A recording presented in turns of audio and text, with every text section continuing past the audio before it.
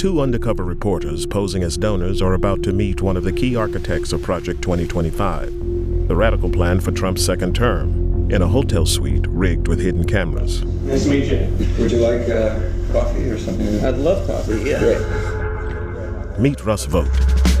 Russell Vogt, the former director of the Office of Management and Budget. He's been called the most dangerous MAGA diehard you've never heard of. I am opposed to the Department of Education because I think it's the Department of Critical Race Theory. The Russ Vogt were comrades in arms. Formerly a cabinet member and chief lieutenant in the first Trump admin, I want to thank Russ for doing an incredible job. he now runs a group called Center for Renewing America. An organization that I helped turn into the Death Star that is accomplishing all the debates that you are reading about. I think you have to rehabilitate Christian nationalism. You have the largest deportation in history, block funding for Planned Parenthood. I want to be the person that crushes the deep state. Vogt is one of the key authors of the blueprint for a second Trump administration. Project 2025. It's an ambitious 920-page blueprint. Like eliminating the Department of Education. The mass firings of civil servants. Banning access to the abortion pill and further restricting abortion rights. In recent weeks, the plans have become so controversial that Trump has been forced to distance himself. They're sort of the opposite of the radical left, okay? You have the radical left and you have the radical right. And they come up with this, I don't know what the hell it is, it's Project 25. Are you ready? I know nothing about Project 25. I haven't seen the document. I don't intend to really see the document. But behind closed doors, Vogt tells us not to take Trump's disavowal seriously. I expect you to hear 10 more times from the rally, the president, distancing himself from the left's boogeyman of Project 2025. Yeah. And you're not worried about that? I'm not worried about it. Okay. He's running against a brand. He is not running against any people. Okay. He is not running against any institutions. It's interesting, he's in fact not even opposing himself to a particular policy. Yeah. He's been at our organization, he's raised money for our organization, he's blessed it from I remember walking into our last day in office and told him what I was going to do. So he's very supportive of what we do. Our investigation into Project 2025 began 2 weeks before the meeting with Vogt, at a conference for religious nationalists in D.C. The truth is, Christian nationalism is not a threat to American democracy.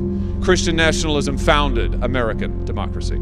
Journalists from the Center for Climate Reporting have come posing as potential donors, looking to meet those involved in Project 2025. They're not hard to find. The Heritage Foundation, the group running the project, are here. So is Vogt's think tank. We make the acquaintance of Mika Meadowcroft, an author on Project 2025 and a close aide to Vogt.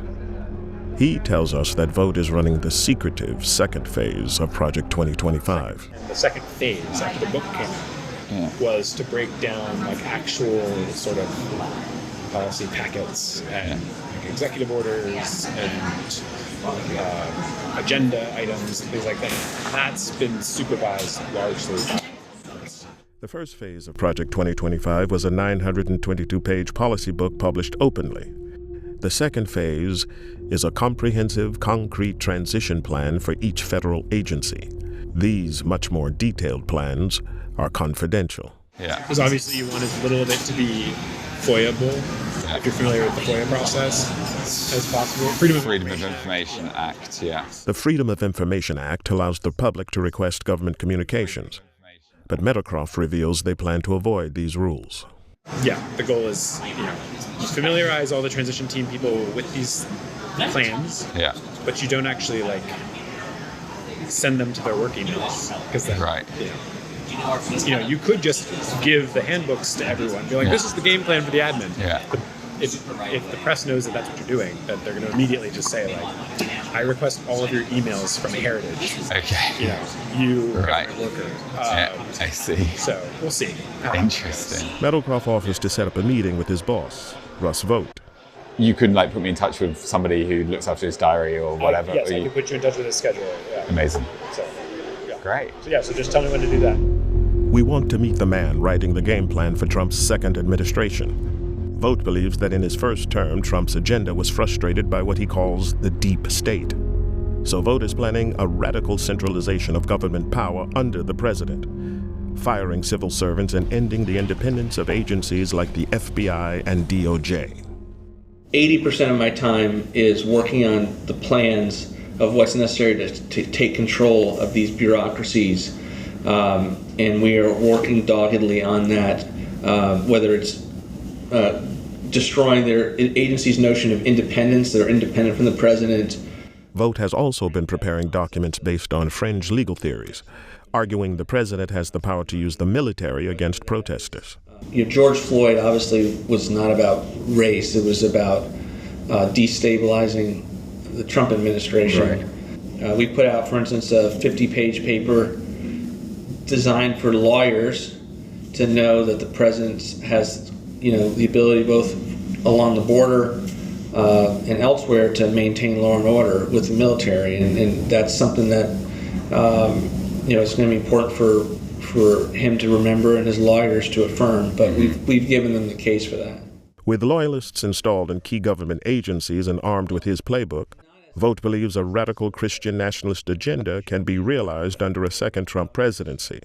For example, on abortion. So I think the president's actually come up with a strategy that works, so long as you are giving people like me in the government the ability to block funding for Planned Parenthood, block funding for fetal tissue research. What I've told people is he had the most pro-life record ever. I've never seen him to stand in the way of a pro-life initiative that actually was real, politically and with momentum. And for Vogt, Trump's pick for vice president shows he's serious about pushing this ideological agenda when in power. So I am very happy with the JD pick. I think it's transformative for sure. And think of him as a member version of what we do. So there's no think tank, no policy organization, no battle plan creator other than us for the worldview that I think Donald Trump has and that JD has. But as public backlash against these plans builds, the Trump campaign has been scrambling to distance themselves from Project 2025's authors. It's complete and utter bullshit for any reporter to write that this is the way it is. The president's made it clear these people do not speak for him. They do not speak for the campaign. But Vogt tells us that behind the scenes, things are much friendlier. The Trump campaign recently picked him to write the Republicans' policy platform, making him essentially Project 2025's man on the inside.